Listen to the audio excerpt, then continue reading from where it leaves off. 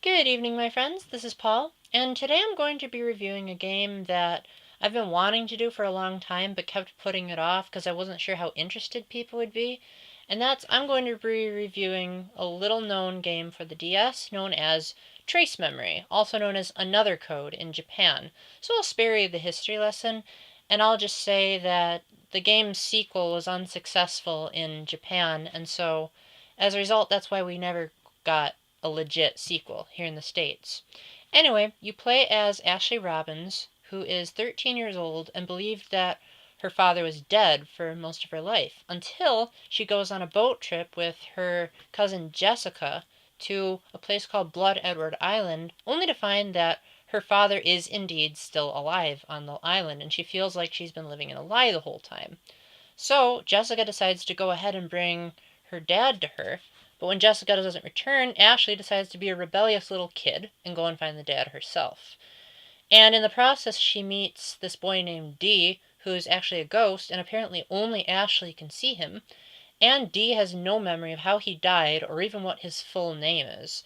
So Ashley agrees to help him out. Now that's the basic storyline. I'm not going to get into spoilers, obviously, but essentially this game is both a mystery novel type adventure, and it's also a puzzle game. So you control Ashley in a top-down format with the top screen of the DS showing your surroundings and the bottom screen showing you moving Ashley around. The graphics are really impressive on the top screen, and I'm quite honestly surprised how photorealistic they can get even for the DS. I mean, individual blades of grass on a DS title. You don't see that too often. The real fun comes when Ashley encounters a particular problem that's usually related to her environment, and then you have to use very intuitive controls to get through it. Now, admittedly, for those that have played the Professor Layton series, some of these might be familiar, like sliding blocks or moving objects. But the game developers tried really hard to add what was called touch resistance to the game, where, say, Ashley's trying to push a rock out of the way. You're actually going to need to continuously lift your hands from the screen because, if you push a rock too long, you'll get out of breath. Same thing with when you're throwing a baseball onto a shelf. You have to have accurate physics instead of DS physics to knock the ball down. Stuff like that. Some of the puzzles did feel like they were really, really hard, but that's because you often have to think outside the box. You have to basically take the DS system and try to think of every possible feature it has and use it. And I'm not going to say any more there, but suffice to say you'll really need to just look in and out of the pretty much everything on the DS. And once it finally clicks what you have to do, you're like, oh my gosh, this is like the most amazing system ever. So Ashley is accompanied by none other than a DTS, which basically looks like a standard edition DS. Yes, I know, I'm old enough to have gotten the original version. And with the DTS, it lets her take pictures of her surroundings, save the game, check her items.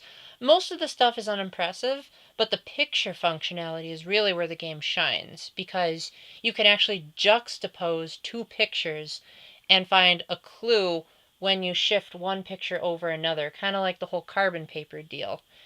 And if I said any more, that would ruin some of the puzzle solutions, but suffice to say that it is utter genius how they pull that off, and those are some of the best puzzles to be found.